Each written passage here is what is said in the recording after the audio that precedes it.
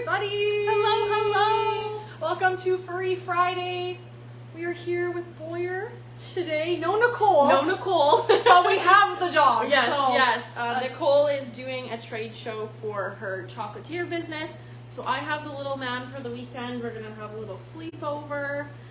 It's going to be fun. Yeah. It's going to be so much fun. I also haven't done a live. Probably since the new year, so I'm a little bit rusty, so don't mind me. And Olivia also hasn't been here for the last 2 days of our Hop University semester, so missing class. I know. Jeez. I know. It's just skipping school, man. I know. I know. I'm already getting a fail. I know. But I'll learn today. Yep. And we'll excel today, so we'll see. Yes, so it is a gloomy day in Regina, Saskatchewan today, but kind of nice. I'm kind of hoping that it brings some of the sand and dust, and maybe the grass will start to turn greener again. That's what I'm hopeful for. Fingers crossed. Fingers crossed. But yeah, if you're in Regina, Saskatchewan, we are open today, even if maybe you're not going on walks in the rain sloppiness, but you can always bring your pup in, and it's dry, and there's treats, and we'll pet your pup, and Boyer's here, and we got lots of new stuff. We got lots of new today stuff. and this Oh week, my gosh. So there's so much to fill you guys in on. Yeah. Such exciting stuff. We are so happy to have all these new brands here, especially the new one that came today. Super exciting. Okay, that's in the housekeeping. That's enough. Yeah. Ooh, okay. First housekeeping, Mommy and Me. We talked about this the other 2 days. Hopefully you got your tickets for tomorrow, which is our Mommy and Me doggy party. It's going to be super exciting. I'll be here. Olivia will be here. Bailey will be here.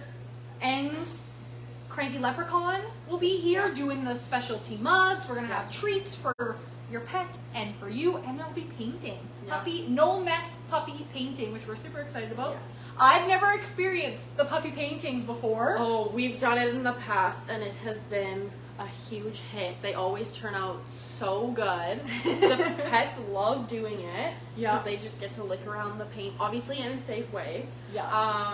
Because we put peanut butter down and they get to lick it all around. But also it's just such a cute little keepsake for the pet parents to have, and they always turn out so good. So we have Zayner's one from the last time he did it in the back on a little easel, like a perfect work of art in a gallery. Yes, exactly. So sweet. We love doing it, and we're so happy that the pet parents love doing it. So and we've been teasing the new freezer the last 2 days and kind of like giving you hints on the brand that's in. Well, it came. It's here. The freezers are full. They are stocked up. Are we spilling the beans on the brand? We could. It's here.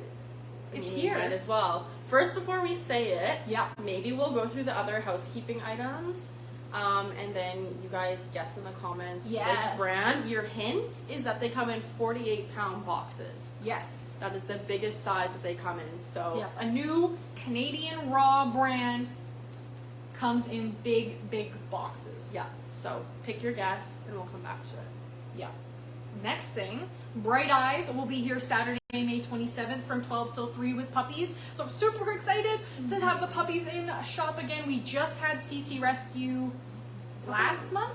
Yeah, a couple weeks ago. A couple weeks ago we had CC Rescue here with their puppies, and now Bright Eye's going to come with their puppies. So if you're in Regina, come by in shop and we will have the puppies. You can look into, maybe you're interested in adoption, maybe you're interested in fostering or donating, or getting all the details about what Bright Eyes is all about, how you can best support them. Our rescues here in Regina are pretty packed for dogs and cats. There is lots of freezes for intakes going on. It's very saturated right now, so whatever we can do to help them, we want to be there for the little furry guys, whether they have forever homes or not right now. So, Yes, and obviously we just get to see the puppies. Oh, duh. Who wouldn't want to see puppies? Yeah. I guess even if you're not interested in adopting, fostering, you just or have anything, to come see them. you have to come see them, hold them, play with them. Might be hard. Bailey always has a dog in her hand, so it might be difficult to pry a puppy out of Bailey's hands. But hopefully she'll take turns with you all for the puppies. Yes, for sure. Yeah. What else was there anything else for housekeeping that we needed? I think that was it. Okay. Are we ready to circle back? Let's see what people have been Did saying. anybody say anything about the Canadian Raw? I thought I seen one comment in there. Oh, go up a little bit. Keep going. Oh, it was just an all. That's all. Okay, well, These girls seem to be happy at their job, eh? Oh, we love our dogs. Yeah, don't worry. The dog is chilling. Yeah. Yep. He always Boyer's is. chilling. I wish I liked my job as much as these girls do. I have a retriever mix. What kind of food would y'all recommend? So we'll come back to that later in the live. We'll be doing a full Q&A at the end of today. We've got our last Hop U session, so our last class of the semester to go through, and then we can come back to any of those kinds of questions. Yeah. I don't see any other guesses, but do you wanna say? Okay, so we brought in Artisan Raw. Yay! We're so excited. Oh my excited. gosh. We've been spending like the last week researching, doing all of the things, making sure that we know what we're talking about. We're gonna have an education session with Artisan just to get all the details so we can best inform our customers, and yeah, we're just super excited. So exciting to have an option, especially for those big pups with those Yes. 48-pound boxes, and for those pet parents that shop with us and they live out of town. I know there's multiple of those pet parents who they're on Bold by Nature, and they'll get multiple of those big boxes. Yeah. This way you have that option to get literally double. Yes. And it's pretty affordable for the price. They have such amazing protein mixes in recipes. They have many different kinds of recipes. They have a puppy recipe. They have hypoallergenic. Like, they are just, they're overall so good, and the owners are amazing. It's Canadian. Like, it's just, we're so happy to have them in store, and I know Carly has talked about them for a while. It's just a matter of space. Yes. But now that we have the new freezer, you can kind of see it in the back. It is here, and we have a ton of it. A ton. Oh, yeah. So I would even suggest, if you're on Big Country Raw or Bold by Nature or even Primal, switch it up, try it out, come chat with us about it. Yeah. Such an amazing brand overall. We always talk about rotation here, not just in protein, but in brand. So having another option to rotate through is just, it's awesome. And we're super excited because, even huge dogs or multi-dog families, and you're buying tons of raw for like 4 dogs, well, then you can buy maybe like 1 box instead of 800 boxes. It also gives the hypoallergenic is chicken free. It might even be poultry free. I would have to double check on that, but it's definitely chicken free, which is really nice because both other brands that we have, they do have those options, but those ones are usually the ones that go the fastest. So it's just nice to have another on hand, just in case something ever happens, because we all know what supply and demand is like right now. It's so up in the air with everything. So it's just nice to have another company, and they're just so great overall. So we're really happy to have them in, and we're super excited to have a session with them to learn more. So yeah, we're so excited. So if you want to learn more about it, or you just want to check it out, come by. I just went into the website and activated all of it. So if you're not in Regina and you still want to take a look, all of that is up and ready. And they also have an amazing website. They go into like who they get supplied from, their standards, the giving back. They have all of that stuff on their website too. So we love to see a transparent company. So hopefully you guys can.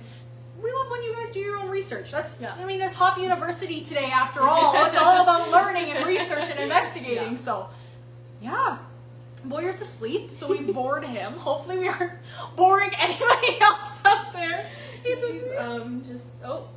He's just so tired from unpacking all this new raw, all the sniffestigating. Every time we rolled by with all the boxes, he was just like, I eat that stuff. I need to smell it. Yeah, exactly. He will probably be one of the next future taste testers of the Artisan Raw. Because he loves his raw, but I snorted as I scrolled. What a chill little dude. Yeah, he's chill right now. He wasn't so chill before, but he's chill now. He's chill now. Yeah. He might kill my arms, but that's okay. If it wasn't a workout to move all of those boxes of raw around, this will be a workout. This will be my workout. Yeah. But yeah, he's just chill. Yeah. Okay. Well, I think we're ready to hop into class. Class is in session. So Olivia hasn't been here for the last 2 days, so I did want to do a recap because the last 2 days is a little bit important for today. Hopefully everybody tuning in has seen the last 2 days of Hop U. If you haven't, those are uploaded onto our YouTube channel, so you can check out the last 2 days, plus our last Hop University about raw feeding, that's on there too. So if you go into our YouTube channel, there's a playlist called Hop University and you can check all of that out.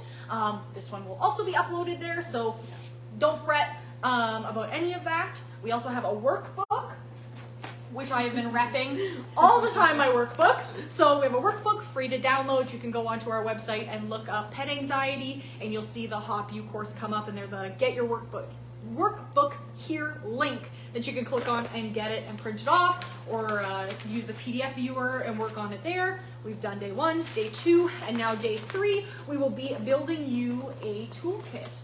So on Wednesday, day 1, we talked all about understanding pet anxiety. What is pet anxiety? Why is it so important to learn about pet anxiety? And what are some of those common triggers that we often talk about when we talk about pet anxiety? We talked about loud noises and changes to environment, changes to household, strange people. We talked about, and I would say, what did we talk about on Wednesday? But I don't have a partner right now to help my brain gears go into motion. We talked about a bunch of stuff, those common triggers, and then yesterday we talked about identifying those stress expressions. So we all know thunderstorms, those are scary, but how does our dog react? How can we identify that they're actually stressed? Because some dogs aren't afraid of thunder and some dogs are. So what are some of those expressions? We talked about panting, pacing, yawning, scratching, shaking, eliminating in inappropriate places, like outside the litter box, in the middle of our carpet. Yeah, we talked about all of those other expressions, which we said wasn't a complete full list because every dog is different. Every dog and cat reacts differently, so that wasn't a full list because I don't think we could make a full list. I don't know if that's humanly possible. We could also be here all day and talk about all these things all day long, which would probably bore you by the end of it. Probably. So we have to keep the list short and extensive. Or short and concise? Concise. That's the word I'm thinking of. Yes. There we go. See, my brain isn't even working, so. So at the end of that day, we had some homework for you. So we wanted you to put it all together. Think about the trigger and the expression, the trigger, and then that will be your situation. So if we see our pet shaking and we hear thunder, it's likely that we're afraid of thunderstorms. Yeah. That's a really easy one. The mailman comes and my dog is shaking. Well, they're probably afraid of the mailman. That's another easy one. And we talked about acute versus chronic stress, those acute events that come and go and aren't prolonged, like thunder or the mailman. Those things are quite easy. It can be those chronic stressors that are a little bit more difficult to pinpoint, a little bit more difficult to manage. But hopefully, if you guys have any specific examples, we'll go through the toolkit and you can be thinking about your pet and your examples while we go through that. Yeah. So yeah, we're going to talk about, first of all, some strategies that you can use with your pet who is experiencing anxiety. Again, these are kind of situationally specific. We can't use the same strategy every single time. It's kind of going to morph depending on your situation and depending on your pup or your kitty. So just start with the first one. Avoidance is the first strategy. I do this. I avoid places that make me stressed out. Yeah. I know that area of the city has too many one-ways. I will not be driving there. I will avoid that. I will make my route go around that area of the city that makes me stressed. So some examples of pet situations we can avoid are, my dog doesn't like going in the car very often, right? So that's where either we offer to let them stay at home, or if walking is possible, we'll walk them. Another one could be, I don't like it when I'm leaving the house. What kind of triggers those things to when you're leaving the house? Is it your keys jangling? Yeah. Is it they get super excited? Yeah. What are things that we can do to calm them down, to keep that situation from happening, right? Just kind of anything. Not like avoidance always sounds great, but yeah, avoidance isn't always the best option. Yes. But for the things that are unnecessary, like Yes. it's not. It might be necessary to go on a car ride, but maybe you're just going on a car ride to the park. Well, could we avoid that and find a park in your area, that you could go to instead? Or are we planning a trip somewhere and we're scared of flying? Could we drive instead? Those kinds of things where we can find alternatives and we can avoid the stressful thing while still giving them that opportunity to enjoy their environment and their life and the things that they're doing. Obviously, we can't avoid the vet. We know vet visits are obviously a scary one, so those things we can't necessarily avoid. No. But those unnecessary actions or things in our life, like maybe we vacuum twice a day and we always have our pet in the house with us when we vacuum. Well, maybe are we able to get a lead out in the backyard and we let them go outside while we vacuum so they can just avoid the vacuum altogether if that's stressful for them, because they don't have to love the vacuum. That's not something that's necessary for their life to enjoy chasing the vacuum around the house. So yeah. No, Catherine was just saying shopping stresses me out. LOL. Boyer looks comfortable sleeping. LOL. I feel bad because it looks like his neck hurts, but I keep propping him back up, and he just keeps going back down. So not much I can do.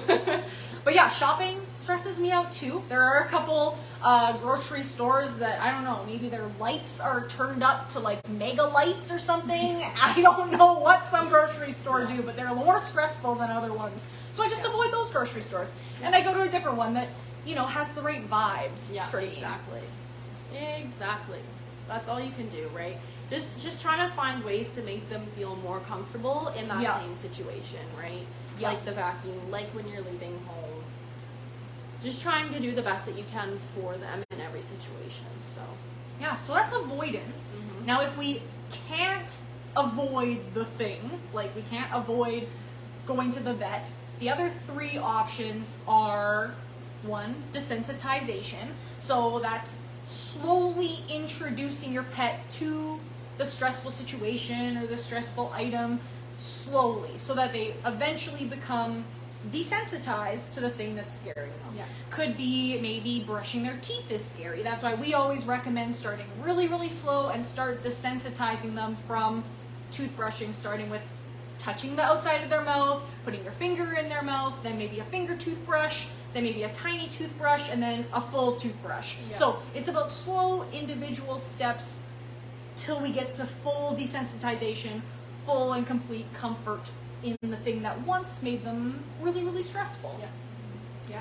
So we got desensitization, then we have counter conditioning, which is a little bit similar, is kind of the same thing, but kind of different. So counter conditioning is when we introduce a positive with the negative. So instead of going slowly, little bit by little bit until we're desensitized, now every time we go to the vet, we always have their favorite treat with them.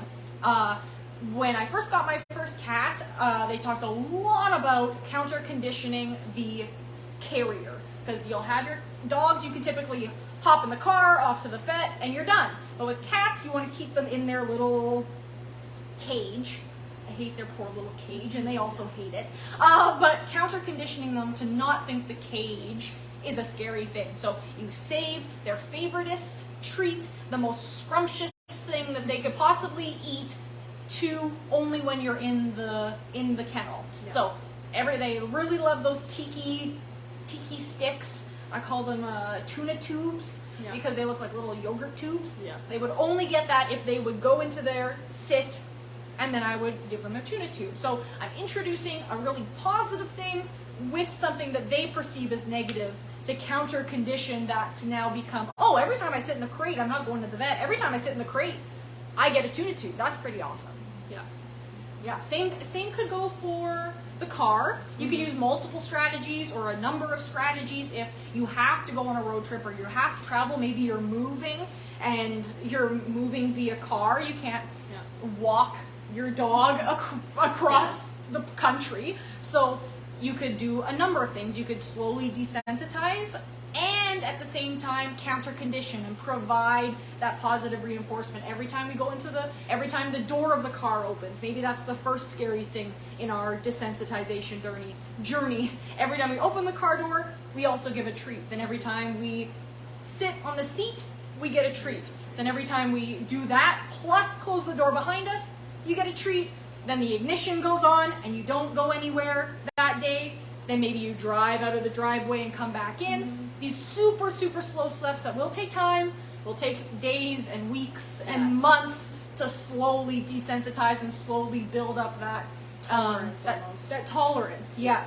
In my own stress, and therapists often say it's about where that line is. Yeah. And you want to continually challenge the line. So if the line is already up to, it's just when I turn that key, it's just the ignition, well, that's their line, and we can start at that line. Then once that's not scary, but now movement is scary, we've moved that line back. So we just want to keep slowly moving their threshold back until we're good again.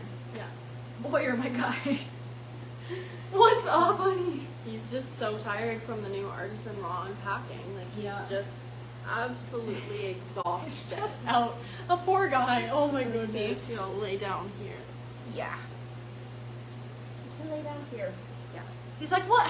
Yeah, what? You were so warm. You were holding me. I was having a great time. There. All good. Lay down. Oh, there's a big stretch going on down here. Yeah. Oh my gosh. Wiener dog stretches. Wiener dog stretch. Next week, we'll do all about dog yoga with Boyer. No. We'll teach you all the fancy moves.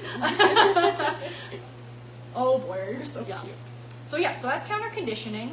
And then routines. Building up or recreating a routine. So maybe we have no routines in place. Especially for cats, this can be super anxiety inducing. Cats thrive off of habits. They thrive off of routines. So maybe we're noticing eliminating outside the litter box, and we have identified that the trigger is a dirty litter box. So every time they go to the litter box and you notice that they've gone outside of it, oh, it's also because it's only when it's dirty. Right. When the litter box is clean, no problem. So now we know that they just hate and are stressed out by a dirty litter box. We can create a routine that we know that every morning, right before work, we quickly clean the litter box and then we head off to work, and they know now that every morning they have a clean litter box. It starts to create that routine in them that they know that there will be a safe spot for them to use the washroom, and then we start building those things. So that's a cat example. Routines for dogs. Specific ones. Why am I blanking? I don't know. Neither of us have a dog. We're just pretending to be Boyer's parents right now. Say Boyer. Sometimes he doesn't. Like, you just noticed somebody just walked by and he barked. What can we do to stop that, right? So we would have to desensitize him. I don't think it's an anxiety thing necessarily. I think he's just curious. Yeah. But every time he does it, when we notice that he doesn't bark, we reward him. Yeah. If he does bark, we don't punish him, but we say, no barking. We only also give him a treat when it's positive feedback, right? Yes. So none of that, oh, well, just have a treat anyways. Yeah, exactly. We're positively reinforcing the Yes. good stuff so we don't have to negatively punish the bad. We only focus on the good and we reward them for the good so that we encourage more of those good behaviors. Exactly. Yeah. So those are avoidance, desensitization, counter condition, and routines. So those are kind of the four main tools that we can implement. So those would be situational tools. So those would be things per situation that we were talking about. Maybe avoidance, we can't avoid the vet, so let's think of other tools that we could use. Now we're going to think about desensitization and counter conditioning. Yeah. Maybe our pet is eliminating outside the litter box. Well, we can't avoid the litter box, so we're going to, I hope that everyone has a litter box for their cat. We can't avoid the litter box, so we're going to have to go to something else. Yeah. So those are kind of the main situational tools. Other situational tools are things like respecting personal space. So these aren't necessarily strategies, but if we notice that our kitty is very overstimulated by rough petting, well, we will respect their personal space and we'll give them time to chill out. Maybe our pup is sleeping and waking them up mid-sleep scares them. Well, we'll respect that they're having a nap, and we don't necessarily need to go over and give them a lot of love. So respecting personal boundaries is just a small thing that we can do, not necessarily a strategy, but something that we can have in our repertoire and in the back of our minds when we're dealing with our pets. Increasing physical activity or implementing some sort of environmental enrichment. So this can be kind of a preventative stress measure, that we can implement. I grabbed a couple of lick mats when we're talking about environmental enrichment. If we are going out for a short little while, or we're heading off to work and we know that that's a stressful time, maybe in their history they've always been stressed out whenever we leave, we can provide them with environmental enrichment, give them a lick mat or a snuffle toy or something like that to distract them. When we are thinking about non-stressful things, we're not stressed. So if we can what word am I trying to look for? When we can distract the mind with something exciting and happy and non-stress inducing, we can hopefully avoid some of those stressors. So lick mats are really, really awesome. We can fill these with things like natural peanut butters. Those can go into our lick mats for our puppers. Greek yogurt is always awesome. We can always top with fresh berries or veggies. Stuff like that is always awesome in these guys. Even some bone broth or some goat's milk, and then these can go in the freezer to kind of give them a longer lasting treat, which is sometimes what the bigger puppers need, is something that they won't immediately demolish right away. So these are awesome tools for environmental enrichment. Cycling cat toys is also a really great option. My cats tend to get really tired of the toys that I have out for them, so if I know I'm going to be gone for a little bit, I have their little cupboard set up in their toy drawer, and I'll put away their old ones and I'll bring out their new ones, and the excitement of a new toy, they've just forgotten about it, but the excitement of a new toy is enough to distract them, keep them happy for a little bit so they aren't so worked up when I leave the house.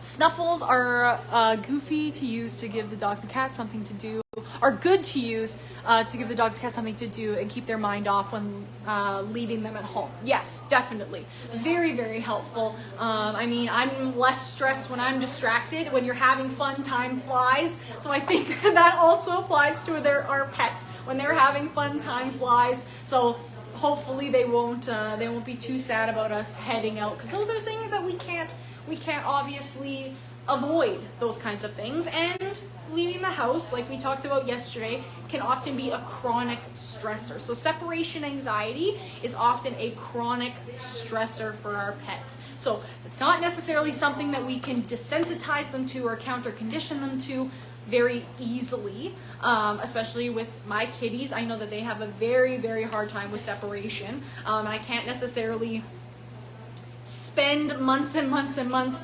desensitizing them to me leaving. But if I can try and make it a more positive experience when I'm gone, like taking out new toys or giving them something like a lick mat, or I have the like treat puzzles that have like the little spots you have to move out of the way and the flaps you have to open, something like that I can always give them to give them a little bit of fun while I'm gone.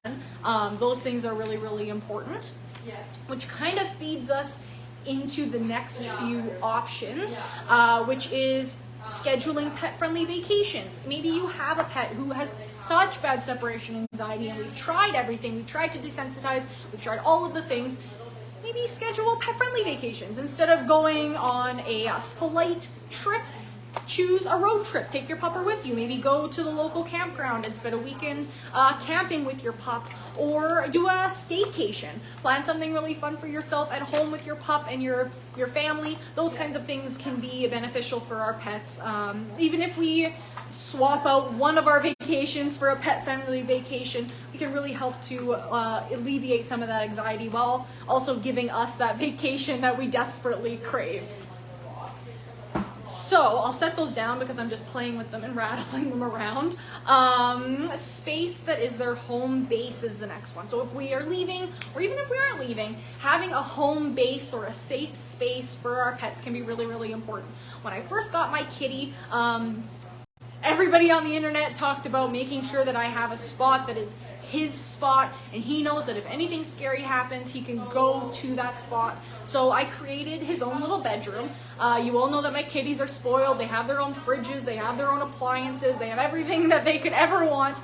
They also have their own room. So they have their cat room that they have decked out with scratchers and scent soakers, which are things like blankets and pillows and pieces of clothing that they can rub up against and put their little face juices all over so that it smells like them, which is especially helpful for if we're moving or we're changing environments.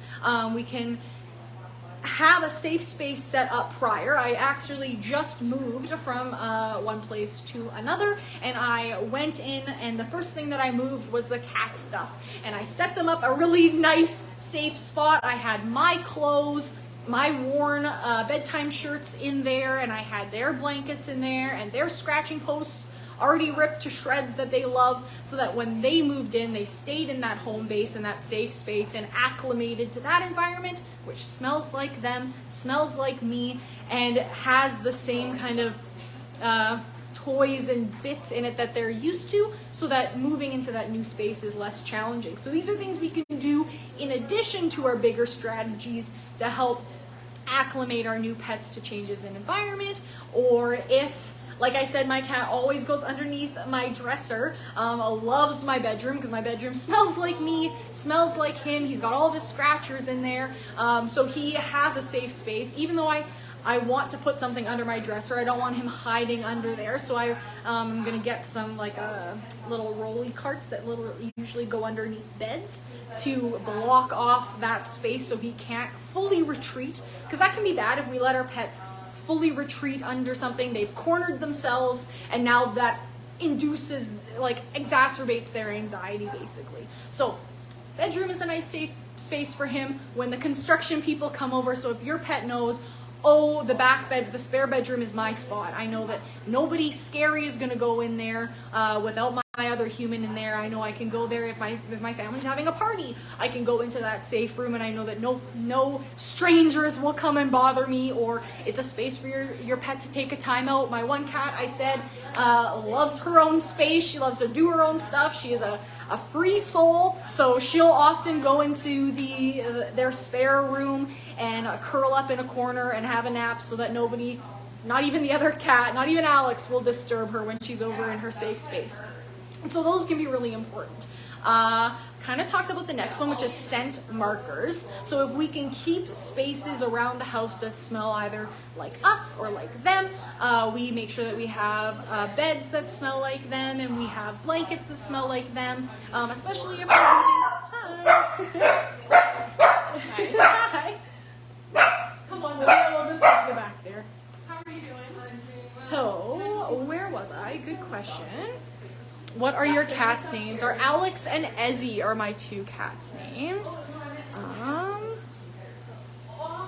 So yes, we are in the midst of an anxiety in pets video. So we're HopU day 3, talking about managing anxiety today. So we will have a Q&A at the end that we can hopefully answer everyone's question about pet anxiety, and we'll try and reach those questions on the other things as well.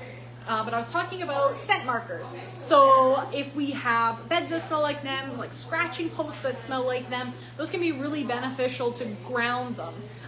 Familiarity is important, even for us. We go into a new environment and we don't recognize anything that can be very stressful for us. I know I Google Maps everywhere that I go in my beginning stages of venturing anywhere. I will always Google Maps and be like, okay, and that's what the road looks like, and I turn left by the yellow house and then right by the 7-Eleven. Whatever I have to do, I make sure that I pre-map my journey just to ease my anxiety. So giving our pets those markers, those landmarks, have a good day.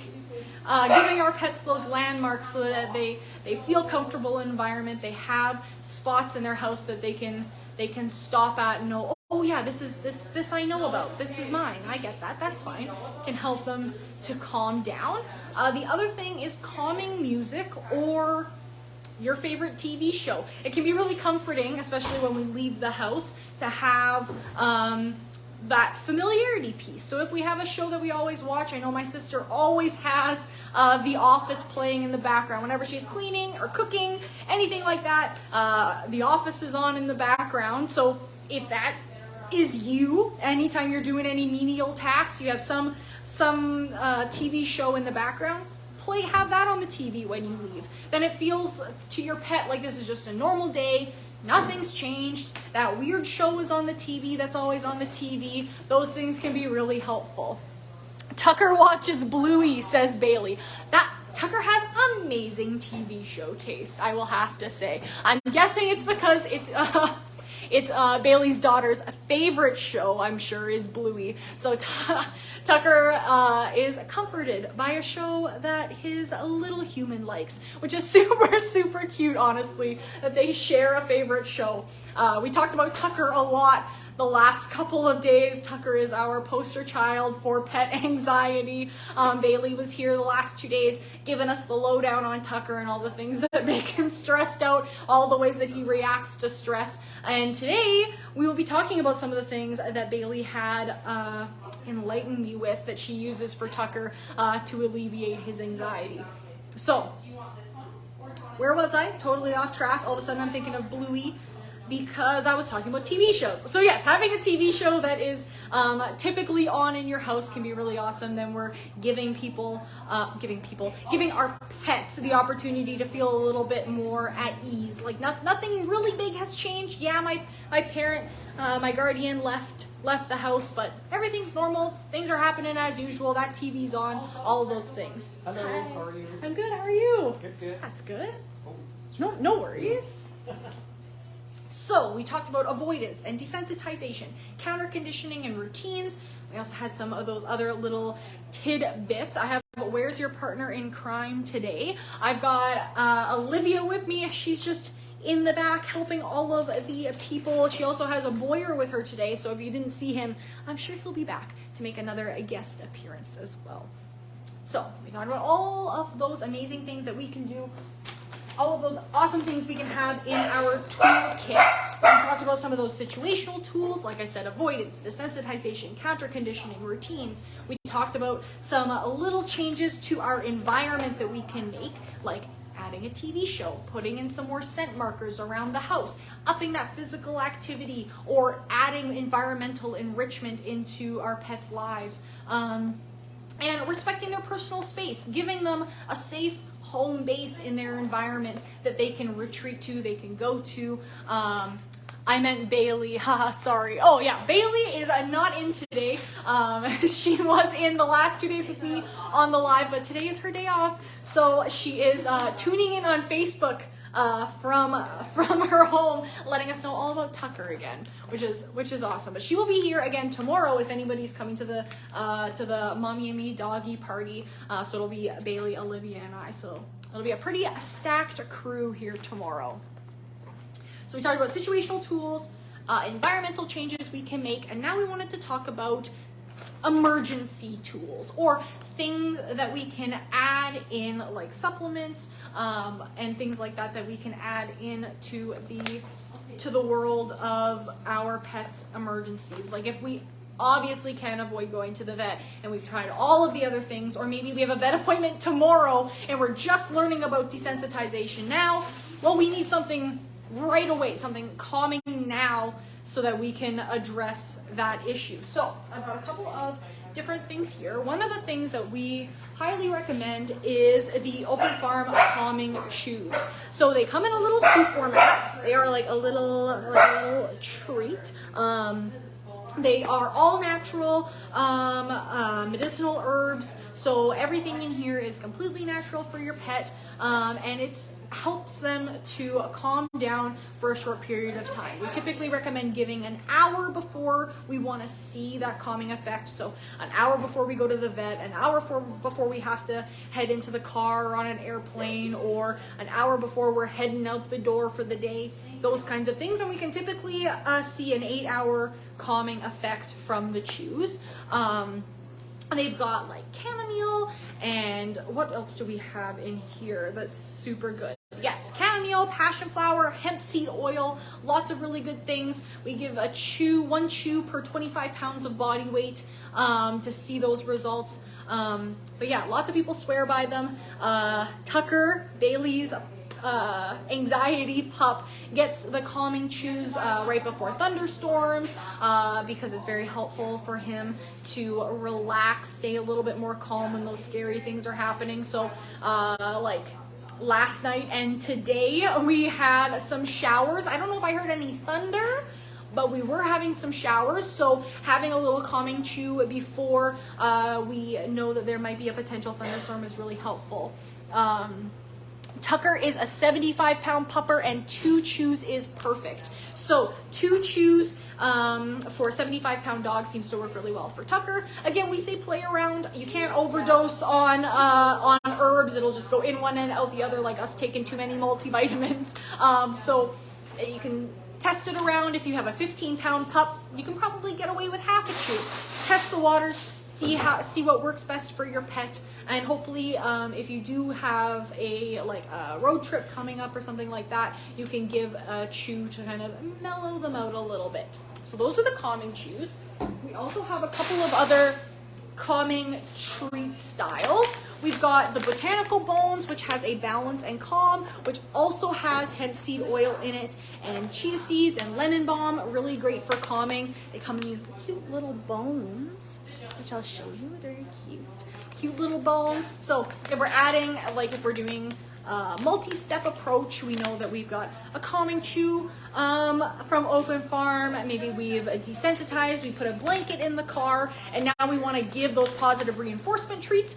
We could go with something like this, which would be that positive reinforcement. You get one of these really yummy treats every time you're in the car. We kind of double up on that positive reinforcement, plus a little bit of calming can be really helpful. Same idea with the botchies. We just got these in a few weeks ago. We got the botchies in, which was really awesome. So they have a bedtime tea recipe. Same idea, little tiny, like a biscuit cookie style treat with some added calming ingredients for those puppers who maybe have just a little bit of anxiety, or we want to give them a treat in the car, but we also want to target those as well.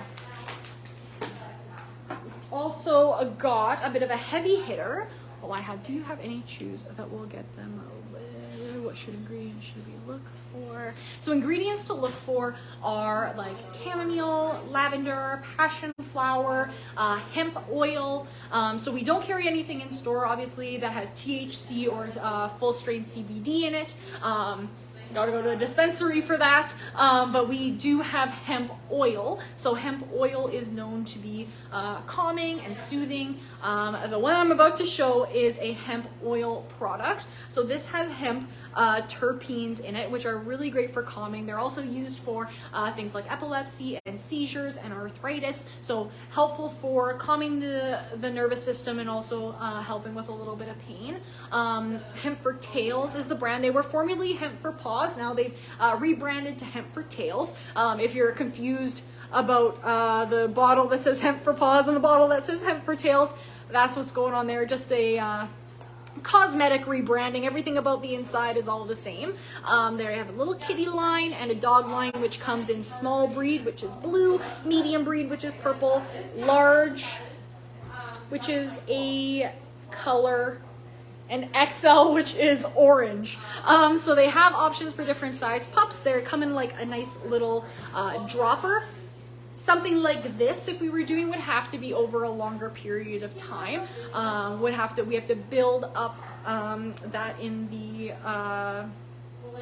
circulatory system and get those good calming effects throughout the system over a period of time, and we have to continue to take it even afterwards. So if we have a pet with like very chronic anxiety and we have no way to manage it, or we have seizures, or we have pain, hemp oil is a really great option for those long-term management strategies for those kinds of things.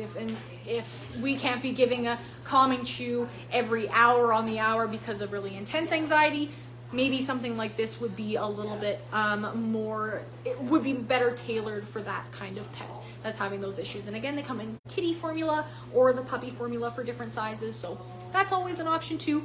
We do have all of these things that I'm showing you in store, so if you have any further questions about them that I maybe haven't properly or to the best of my ability talked enough about, you can definitely give us a call, message us on Instagram. If you're in Regina, come in store, we'd love to have a chat with you. So just know you have options out there, variety of options for different things that you can definitely go to.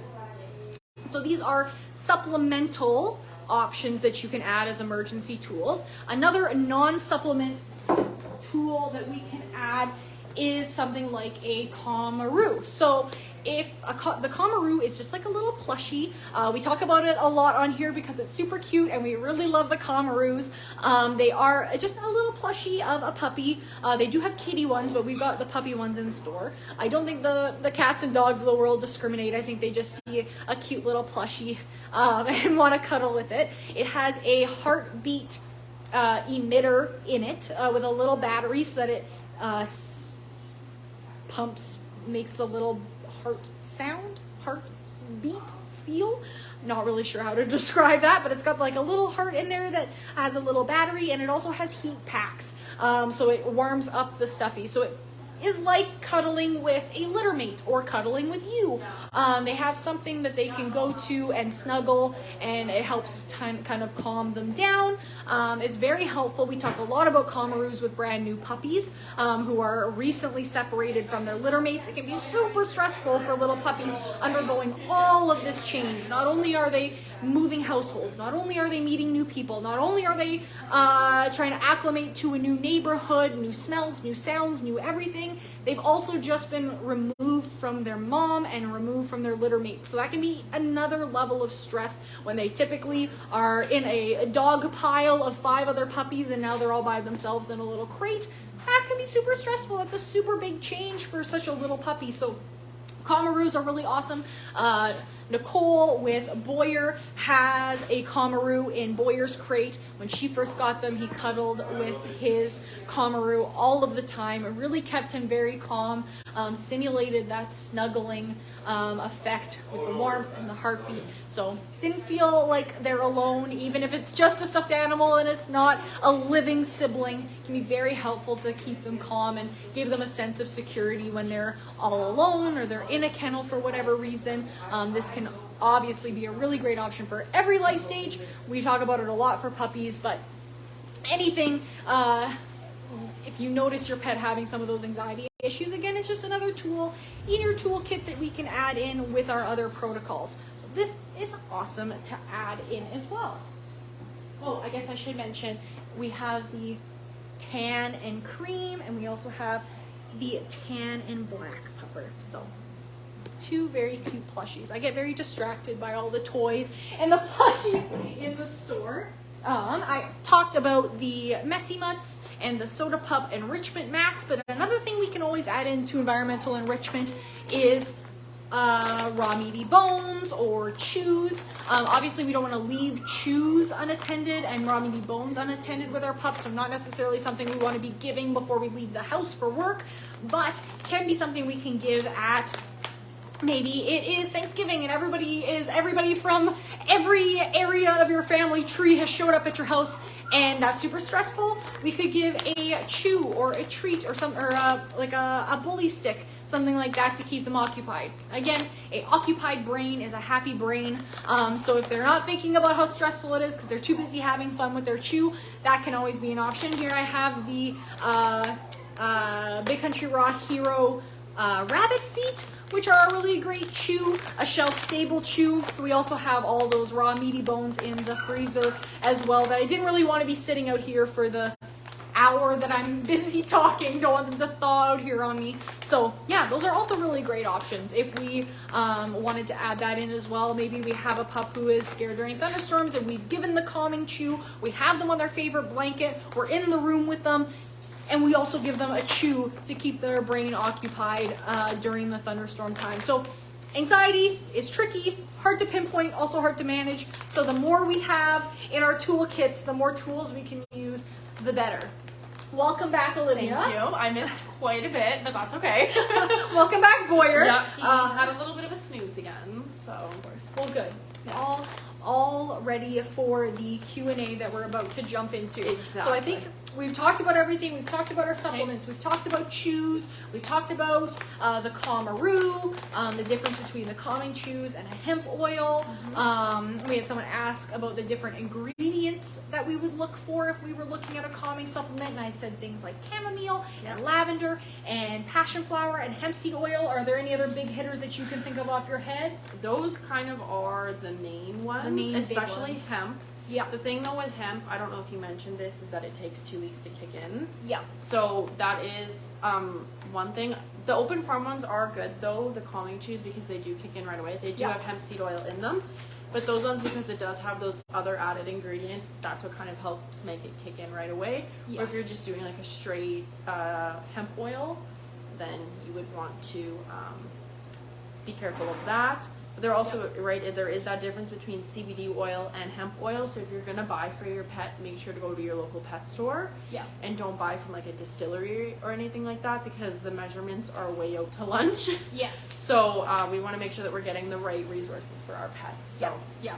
The CBD and THC that we buy for ourselves is not formulated or intended for our pets, so we have no idea what kind of reactions they might have or what the dosage is on those. So we want to make sure we're getting pet-specific, pet-safe products in that vein. Exactly. The one thing I did forget to mention, which we don't have right now because we're out of stock, but we do carry the Omega Alpha Easy Rest, which is another option for anxiety. Again, it's more of a long-term protocol as opposed to the open farm chews, which is kind of a when we're seeing that issue, we just give and we see the effect. So another long-term protocol, but another really great option to look into if you wanted another option in your supplement kind of regime that you do. This is another great option. Exactly.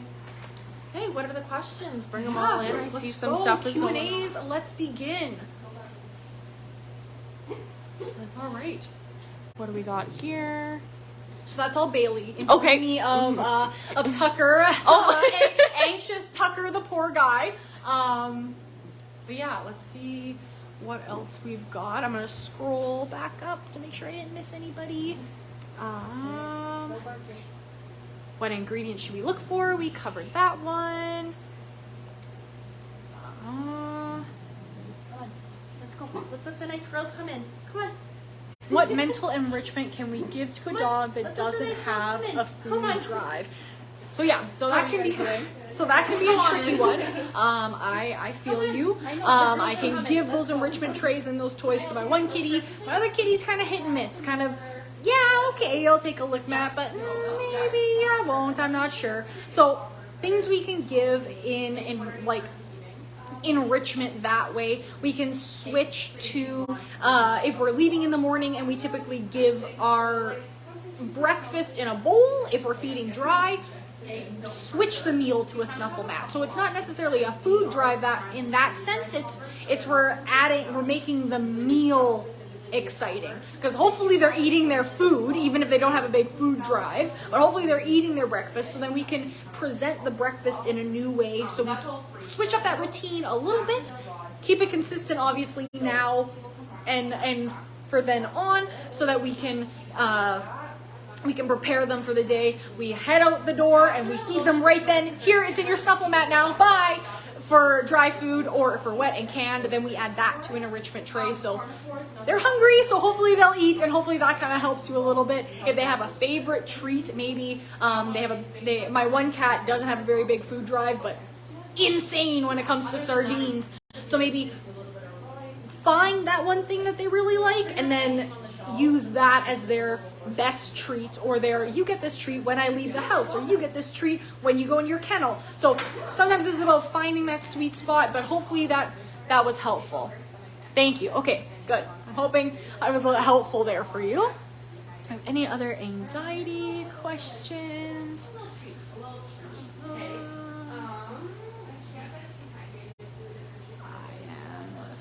am scrolling. Oopsie. So it looks like we do have some questions about food, so I can go a little bit into food here for those who were asking some food question. Do you guys like the Thunder shirts? That's a great, I'm actually good at mentioning that and keeping me on track and adding in some awesome ideas. So yeah, Thunder shirts are also an option. They're the shirts that are a little bit like us wearing a compression shirt. They kind of are like little jackets and stuff like that you can add a little bit of compression. If those work for your pets, I would say definitely give it a try. You can get the kitty beds that are like they're just like I don't know, they're like flat. They're like a little pita. Like a little pita that your cat can dive into and kind of curl up in their own little comfy space. So that's always an option, because then they kind of feel like they're a little bit safer, but we're obviously they're not quartering themselves underneath the dresser or the very back of your bed. So those are also options, giving them that comfort. So if that works for your pet and your pet has had really great results with a little bit of compression, definitely can go with something like that. We had a couple questions about food.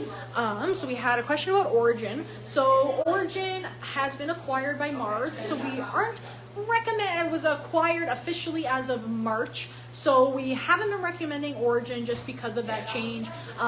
Mars is one of the biggest pet food manufacturers, so they don't necessarily have pet nutrition or pet health in mind.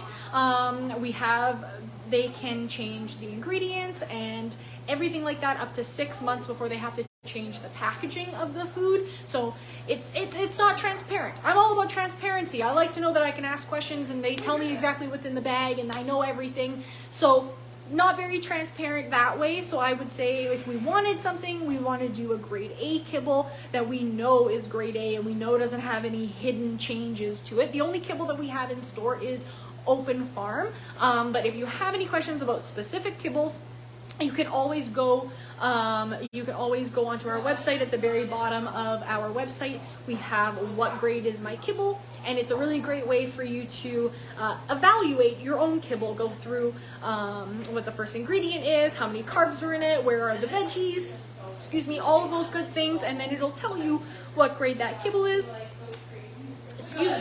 I feel I have forgotten how to breathe. All better. So you can go on to our website there. Bailey has commented, I found the Thunder shirt didn't work for Tucker, but they are super cool. We were actually looking at the Thunder shirts on one of our distributor websites the other day because we were like, oh, this is super cool. I've never obviously ever tried them because I'm a recent cat pet parent. But yeah, I've heard lots of really great things. Bailey, oh my god, the living legend is in the chat.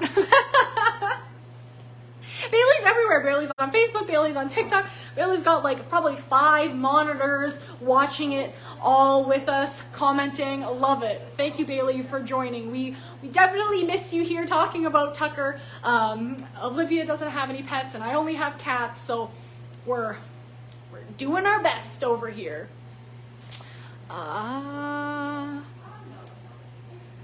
We also had what dog food do you recommend for a picky dog, as well as what would you recommend for a pup that's vegan? So we got picky dog and vegan dog. So first of all, we recommend a biologically appropriate diet, and our cats and dogs are both vegan. I am vegan, but I'm not a dog or a cat. Our dogs and cats are canines. They are obligatory canines in cats, meaning they require meat to thrive, and dogs are facultative carnivores, which means that they need meat to thrive, but they can and will eat fruits and veggies now and then. So we generally recommend a really high protein, meat-based diet for our pets, because that is the best way that we want to extend the lives of pets through nutrition. And the best way to do that is to feed them a biologically appropriate diet. And that happens to include a lot of protein and a lot of meat. I don't know if you have anything to say on that. I just was overhearing, so we're talking about non-vegan, right? Yeah. Yeah, exactly what Lee said. We usually suggest that high protein diet. You can get that protein from other fruits and veggies, but the actual source of protein will always be better than any other source. So just trying to keep that in mind. Yeah. I know if there's allergies and intolerances, sometimes that's hard, but that's where we have to think of carbs. Carbs are usually the underlying problem in protein intolerances. So if you want to go on our website, at the bottom of our page, there's a what grade is my kibble. We only want a grade A kibble. If not, that could be why the reason, or one of the reasons why your pet is having allergies or intolerances. Not saying you can't feed a kibble. Kibbles can be great. You just have to find the right one if that's what you can only feed and in your price range. So just keeping that in mind. Yeah, I always say that our cats and dogs and us are very biologically different. We have very long, super windy digestive tracts. I forget, I don't know, I learned it in high school, but like if you took your intestines out and you spread them, you'd cross like so many kilometers. If anybody remembers high school, you can tell me that number. But our cats and our dogs have really short, very acidic digestive tracts. So we hold stuff in our digestive system for a really long time, grab all of that nutrients, whereas our dogs and cats, acidic and short, not quite as long as ours. So that's why we can see that differentiation. They're unable, so this is Carly tuning in. We've got Carly and Bailey and Olivia and I, and we're all here in spirit. Cats and dogs are carnivores. They are unable to get all necessary amino acids from plants. Exactly. Yes. So the amino acids that we can digest in our very long and time-taking digestive process, our pets can't with their very short acidic digestive processes. So that's why they're carnivores. Carnivores eat meat. That's why they need meat in their diet. Exactly. We had another food recommendation question about picky pets and what we would recommend for the picky pets. Yeah, I would say a lot of it is just trying to get that variety in the meal.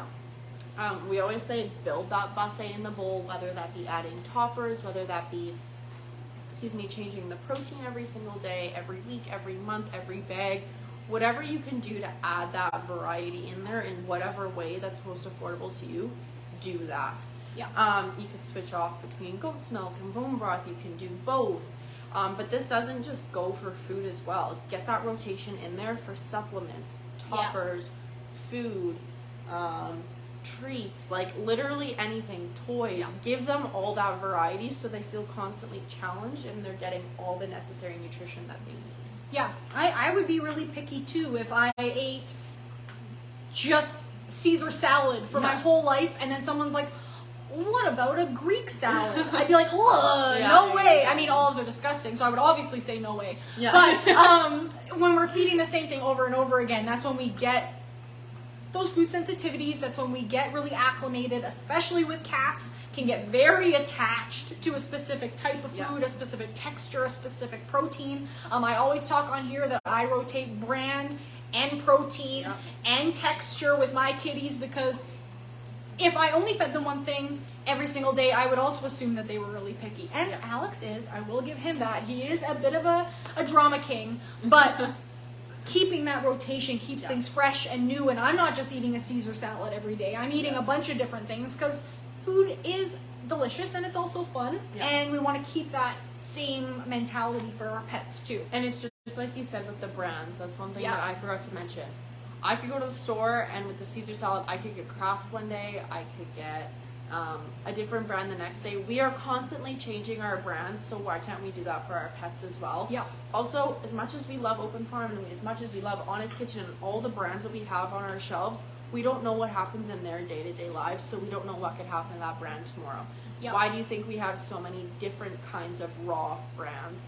Why do you think we have so many different raw alternative brands? Is because you never know what's going to happen, right? And now artisan. Artisan. So it's just, always making sure that you get that variety in there somehow. Yeah. Carly says, and they can develop a sugar addiction due to the carbs. Yes, my Alex definitely had a sugar addiction. That kitty loved his junk food. Oh my gosh, took a very, very, very long time to get over that sugar addiction. Same as, I mean, I use Caesar salad, which is a relatively not processed thing to eat. But if I was eating a chocolate bar every single day and lunch every day was a chocolate bar, and you're like, oh, well, here's a carrot, it's also crunchy, I'd be like, oh. Yeah, and it's not no, the same. I get it's crunchy, but it does not give me the same satisfaction. No. So, yes, adding in those better alternatives can be hard because that pickiness is actually sugar addiction. Yeah, no, for sure. Is there anything I can do about my dog's irrational fears of like cardboard boxes and grocery bags? So, that I would say, there's another pup right outside. And Boyer's letting us know that a cute pup is on the way. Okay. Come on. So, once again, where was I? I never know. We were talking about irrational fears like cardboard boxes and grocery bags. So this goes back to our avoidance, desensitization, counter-conditioning, and routine. It's probably not the routine one. If we can avoid grocery bags, then that's good. But if hi, oh my gosh. Hi, who's a cutie? Oh, Cooper. Oh no, distracted again. Brain is in 5 different directions. We could do desensitization, so we could slowly build up those good vibes with cardboard and grocery bags. Have a grocery bag sitting on the counter one day and just leave it there. And maybe that's our fear threshold, is just seeing a grocery bag. Okay, well now seeing a grocery bag is okay, so let's push that boundary a little bit more. Now the grocery bag's on the floor. Oh my gosh, it's so much closer to me. That's pretty scary. Then we work up the ability to have it on the floor next to us. Then play with the grocery bag. Crumpling. Oh my gosh, that's scary. We work past that. And then now you have to walk near the grocery bag. You have to be okay with me holding the grocery bag while we're walking together. That's the next step. And then eventually, hopefully, we've desensitized to that, and now we no longer think of a grocery bag as a scary thing. It's just a thing. Just a thing in the environment, not scary, not cool, not anything. It's just neutral. It's just a thing in the environment. So that's desensitization. We could also add in some counter conditioning, so we could add in something good. Every time we have a grocery bag or we bring groceries into the house, you also get a treat. Every time I got groceries in my hands, you also get a treat. Excellent. Oh, every time I'm unloading the groceries, you get, I mean, maybe not this exactly, but you get a cheese tax. Maybe you've got something delicious in there like carrots or something. And now, oh my gosh, there's good stuff in the grocery bags now. There's Greek yogurt in the grocery bags. Are you kidding me? That's amazing. So then we start adding in those positive things with the grocery bags too. So now the grocery bag isn't something just in the environment or something that is just there. Now it's also something that brings us something good. Oh, I love grocery bags because now I get a carrot every time those grocery bag comes out. Or, oh my gosh, there's always fresh strawberries in the grocery bags. Or an egg in the grocery bags. Then we start adding in that positivity associated with those grocery bags. And that could be helpful. With cardboard boxes, it's the same thing. My cats love cardboard boxes, so I don't have that issue. Cardboard boxes, I think, are universally cats' favorite thing, I think, is cardboard boxes. Being in them, my cats love to try and chew on them. It's like a very nice mouth feel to puncture the cardboard. But again, desensitization, counter condition, add in that positive reinforcement, and go really slow. Maybe the only thing that's scary about the cardboard boxes is when we're pulling off the tape or we're crushing it. That could be all sound-based, and we can slowly show and desensitize them that those kinds of sounds aren't scary. They're normal. They're just part of day to day. They're not cool sounds. They're not bad sounds. They're just sounds. So hopefully you can add a little bit of that in. That would be those situational tools for those two things. So hopefully that helps. But also, our pets don't necessarily have to like cardboard boxes or like grocery bags. So we can also do some avoidance there too. I mean, there's probably going to be cardboard boxes and grocery bags in our house, but the amount of times that they interact with those things might be so limited that the number of times that it causes anxiety, probably acute anxiety, are far and few between. Scrolling again.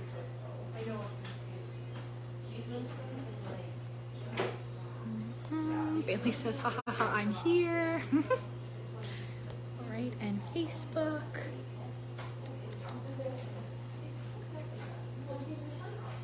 Sorry, I'm still reading.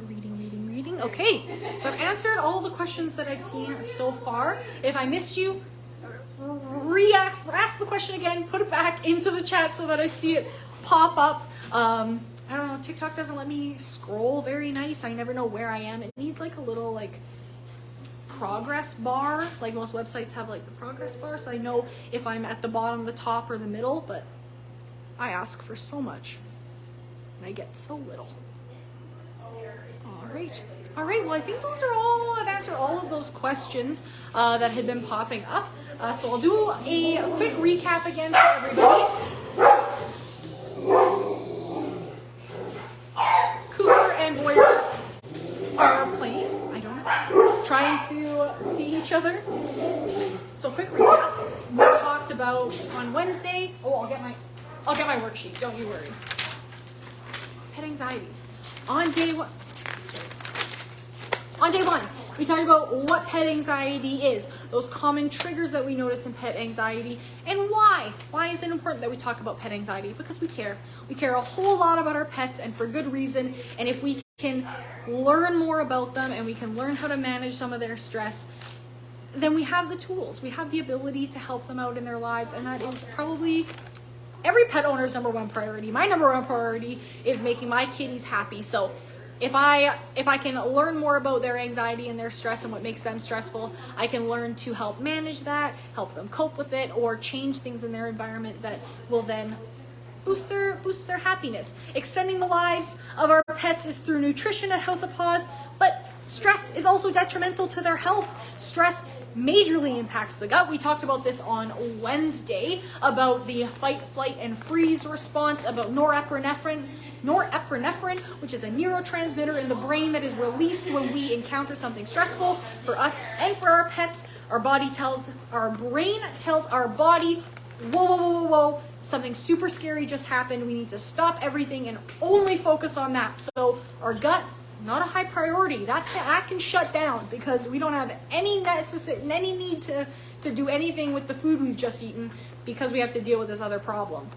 So over time, that stress takes a toll on the gut, takes a toll on the body. Stress, we know, is not good. Not a good thing for us mentally, not a good thing for us physically. Same with our pets, same with our doggies and kitties. Stress, not so good. So day one, all about understanding anxiety and why it's so important.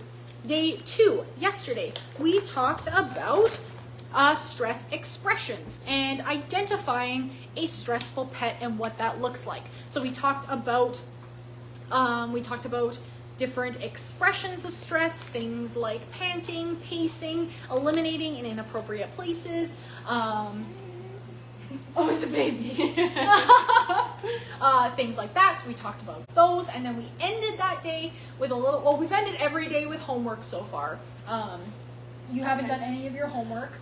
You have majorly failed my class. I majorly failed. But you guys will do better than me. So take me as a bad example and don't do that. I asked the chat if they wanted a test at the end of it because I was like, we didn't do a test last time. Maybe everyone wants us to do a test. Nobody said yes. I mean, I'm kind of on their side. I wouldn't want a test. You might want a test. Yeah, I do want a test. Bailey said who would want a test, and I said me. Exactly. Yeah, just you. Just me. You're on your own island with that one. Okay, well, I'll just make my own test, and I'll grade it myself, and I'll just have a good time. Boyer, do you want a test? You want a test, baby? I don't know. So we talked about all of that stuff. Oh my goodness, Amanda Bear has their hand up emoji. Yes, someone's on my side. I knew there were people out there who wanted tests. So we had homework, and we asked you to kind of take a look at your pet, go through their history, maybe what might be affecting them, and their stress levels, to go through, Carly says overachiever. Yeah. Okay. While the mushroom expert is here, do you prefer liquid, powdered, or whole to feed your pets? All of the above. Mm-hmm. I think the difference between powdered and liquid, really when it comes down to it, is about the human's preference. Is it easier for you to add in a dropper? Is it easier for you to add in powder? Like, which gets the most benefits? Okay, so if we're looking for the most benefits, we want an extracted mushroom supplement. The whole mushroom, like we talked about, is all of the goodness, all of those polysaccharides, beta-glucans, all of those things are held up in insoluble fiber called chitin.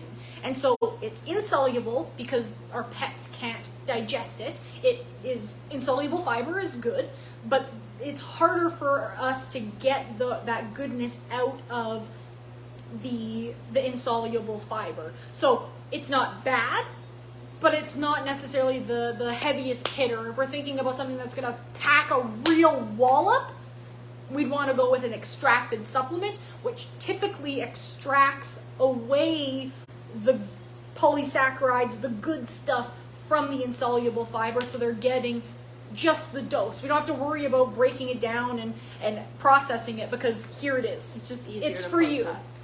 you. Yes. Your body can process it way easier. Yes. Yeah. So if we're looking for a heavy hitter and we're like, oh my gosh, like I need that turkey tail mushroom because I'm really worried about preventing or stopping cancer or tumor growth, I would say going with a powdered or liquid form of turkey tail mushroom will be that much better than doing whole. Obviously, adding in everything, doing all and everything above is really, really great if we're looking to add in some better immunity, like we're in spring allergy season. Maybe you typically give a cucumber on top, and that is some of your fresh toppers. Maybe switch to mushrooms. So all up to you. I'd say if we're talking about heaviest hitter, the extracted forms are better. If we're talking about adding in, fresh mushrooms is good too. Carly said Claudia would say you're not leaving much room for any other questions. I'm sorry, okay, I got asked about mushrooms and I got on a tangent. Amazing, thank you. People appreciate my mushroom knowledge, and that's awesome. But I don't know what I was talking about. We were closing it out, I think. We were closing it out, yes. You're very Homework, right. tests. Homework, no tests. You went in, you looked at your own pet about what their expression is, what their trigger is, and you found a situation. Is it separation anxiety? Is it fear of thunder? What is the situation, so that you can take everything we learned today about avoidance, desensitization, counter conditioning, routines, and all of those other little tidbits. You can use all of that now to address your now understood situation. Yeah. Because I think some of the biggest struggles are in that first part, that identifying what's happening. Because sometimes our pets, I mean cats especially, hide their pain and hide their feel really well. Especially cats, which are both predator and prey. They are small enough that they can be eaten by other things, but they're also predators, so they have always on the back of their mind, I can't show weakness, I have to stay and protect myself, so they take all those things down. So it's about being very perceptive, taking a look at your pets, noticing the changes. And I talked about starting a journal. If you have a really anxious pet and we just can't figure out what's going on, start a journal, and you'll eventually find that thing that's ticking them off, that's triggering them. I said we couldn't figure out why Dixie was so mad at us the one night. It's because we plugged in the sound bar with the subwoofer, and the vibration was enough to just, like, she was not happy with that. So it can be something super minuscule that we just are like, oh, why would that be a trigger? Right. But some things are scary. Yeah, they can be. Yeah. That's all. All right, well, I think we answered all the questions, including a mushroom question. Went through all of the things. We talked about all the housekeeping. So tomorrow we are here 11 till 6, and we have our Mommy and Me a Doggy party that day. So we will be here. Even if you're not part of the doggy party, you can come show up if you're in Regina, Saskatchewan. We also do local delivery in the Regina area. We do mail shipping across Canada as well. And then we are closed on Sundays, but we will be back again on Monday, 11 till 6, regular, right? Yeah. That's not the Victoria Day. No, that is next week. But we will be closed the stats, so we're closed all stats. So. But this coming Monday, we are are open. I will show up for work that day. Don't you worry. The amount of times Lee gets the days mixed up and is like, I'm coming to work tomorrow. And we're like, you're going to be the only one here because nobody else is coming. Yeah, it's Sunday tomorrow. Don't show up. Don't show up. All right. Not till Monday. All right. Well, thank you all for spending your Wednesday, Thursday, and Friday with us now. We've had a really great Hop U session. I hope everyone has really enjoyed it. And stay tuned for another Hop U number 3. Yeah. Still not spilling the beans. Yeah. I've been trying my best to keep things secret. Finally, we got to spill the artisan news. That was like, I was every second word I was like, don't say it, don't say it, don't say it, don't say it. It's like the baby name. Don't say it. Don't say it. Don't say it. Don't say it. We should do a TikTok on that. Okay. Don't say it. Don't say it. Don't say Stay it. Don't tuned. say it. Okay. Well, enough rambling. We won't keep you guys any longer. Have a really great Friday. Have a really great weekend, and we will see you all again next week. Yes. Bye. Boyer Bye. says bye. Boyer says bye. Bye, everybody. Goodbye.